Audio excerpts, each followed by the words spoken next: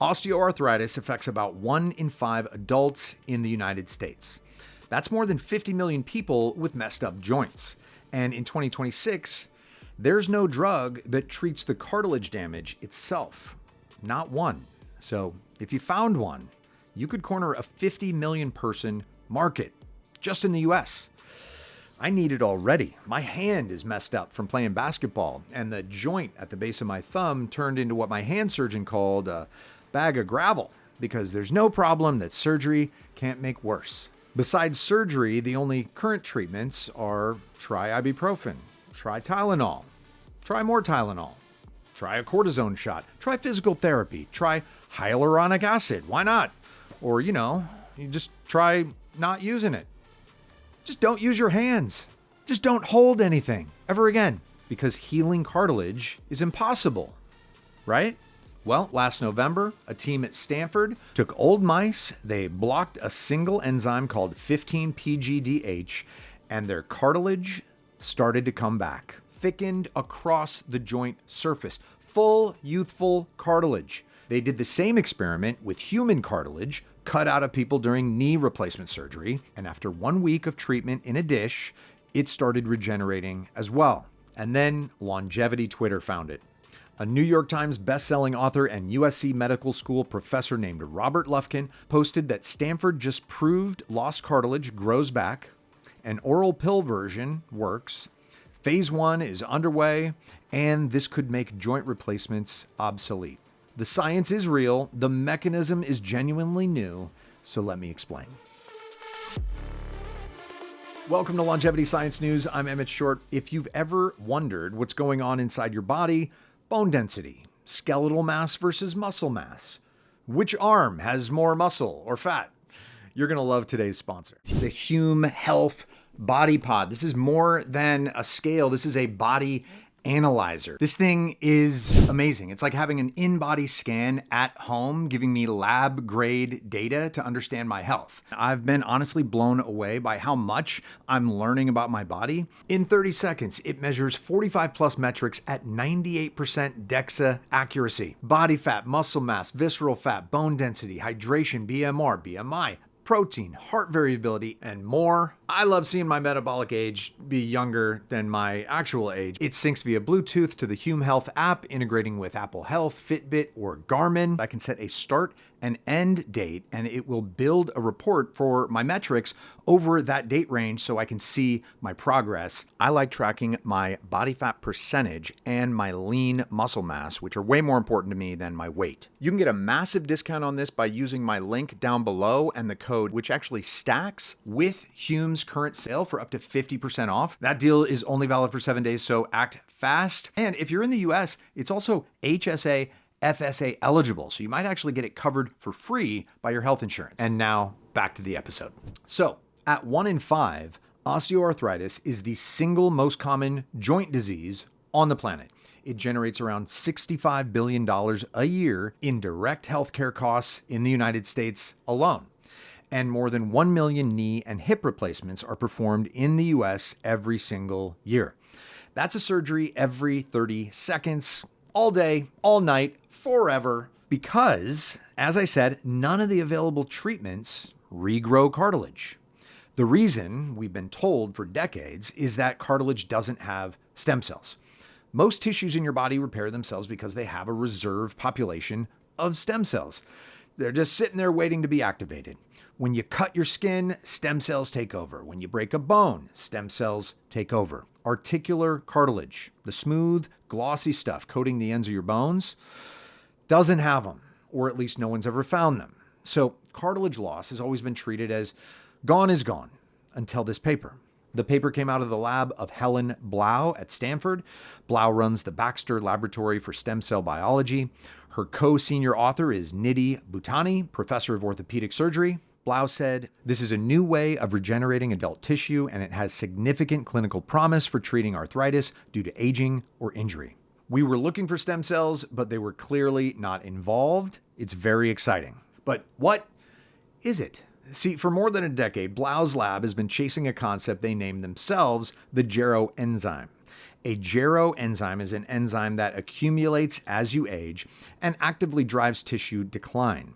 It's something that if you could block it, you could rejuvenate the tissue. So yeah, a solid target. The Gerozyme that they picked is called 15-hydroxyprostaglandin dehydrogenase, which took me 7 takes to say. Everyone calls it 15 PGDH, which I got in 3 takes. 15 PGDH does one job. It breaks down a molecule called prostaglandin E2. And prostaglandin E2, PGE2, is a signaling molecule that, at the right level, helps tissues repair themselves. So the logic is simple. Old tissue has too much 15 PGDH, which destroys PGE2. No PGE2, no repair. Block the enzyme, restore the PGE2, restore the repair. Blau's lab has already spent years showcasing that this works in muscle.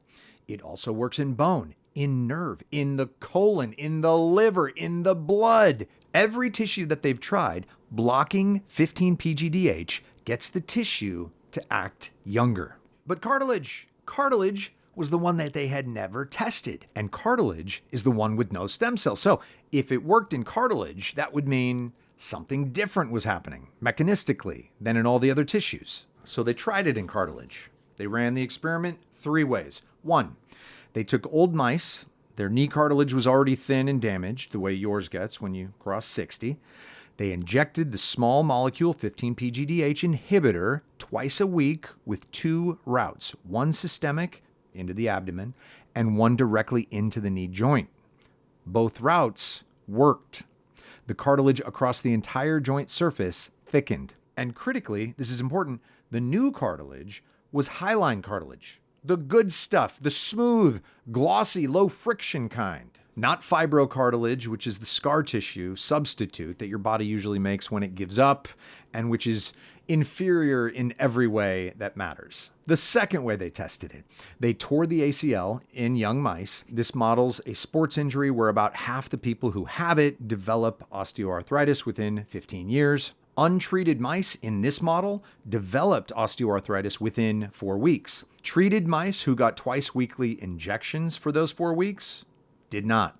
The third way they tested it, and this is the one that actually matters for humans, they took cartilage samples from real patients who were getting knee replacement surgery for real osteoarthritis. They put that tissue in a dish. They treated it for 1 week with the 15-PGDH inhibitor. The human cartilage showed reduced 15-PGDH activity, fewer genes associated with degradation, and, the paper's phrase, early signs of articular cartilage regeneration. And Blau said, we were surprised. We were amazed to see the extent of regeneration of the cartilage. And Bhutani, in the Science Daily release, said, cartilage regeneration to such an extent in aged mice took us by surprise. The effect was remarkable. And okay, yes, it is their study, so they may just be talking their book. But there is a reason for the surprise, right? They were looking for stem cells. That was the hypothesis, that somewhere in the cartilage there must be a reserve population of progenitor cells that no one had found before, and PGE2 was activating them. But they didn't find any. Blau said, what we found is a different mechanism where the existing cells change their gene expression. So we don't have new cells. We don't have any cell death. We have a change in the gene expression pattern of the cells that are already there. We're simply empowering the cells that are already present in the joint to function better. The chondrocytes, the cells that are already in your knee, they basically change their minds. Here's what happens. The researchers tracked 3 populations of chondrocytes. One group that was producing 15 PGDH and cartilage degrading genes, the saboteurs, and it dropped from 8% of cells to 3%. A second group associated with making the inferior scar tissue fibrocartilage dropped from 16% to 8%.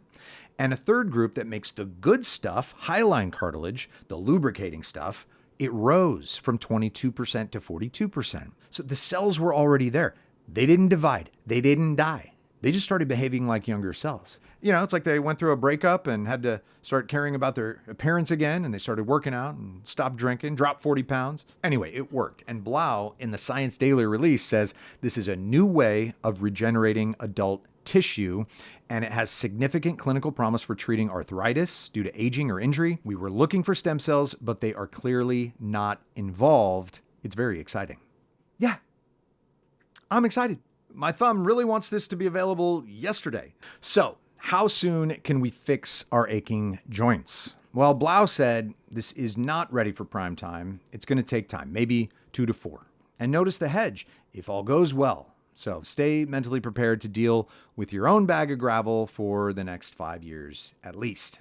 Mouse results don't always translate to humans, single lab results don't always replicate, and drugs that look brilliant in phase 1 sometimes die in phase 2 for reasons that have nothing to do with the original mechanism. But here's why I'm excited. The mechanism is genuinely new. The idea that you can reprogram existing adult cells by blocking a single enzyme without stem cells, without scaffolding, without tissue engineering. This is a different way to think about regeneration. And if it holds up in cartilage, and if it continues to hold up in muscle, and if it holds up in the half dozen other tissues Blau's lab has published on, you're looking at the beginning of a drug class that we barely have a name for. Gerozyme inhibitors could be the new GLP-1s. Now, if you're an osteoarthritis patient watching this, please don't sign up for anything. Don't pay anyone on Telegram for an early access program. Don't go to Mexico for a 15 PGDH injection. There's no approved cartilage version of this drug yet. There is no phase 1 trial specifically for cartilage currently recruiting. The real timeline is years. The sarcopenia phase 2 data expected from Imperium in 2026 is going to matter a lot because that's the first human efficacy signal for any geroenzyme inhibitor at all, but you could still be excited. Anyway, Robert, I cordially invite you on my podcast, which is available to members only. I recently posted one with the CEO of Ligand Forge, the new AI peptide designer that crushed the competition and could usher in a world where people design their own custom peptides at home. Hit subscribe. That's how the channel grows. If you know someone with bad knees who's about to fall for a crypto-only cartilage regeneration clinic, share this with them. Become a member for exclusive interviews with CEOs who give us a behind-the-curtain peek at the end of aging. This is Longevity Science News. I'm Emmett Short. Stay young.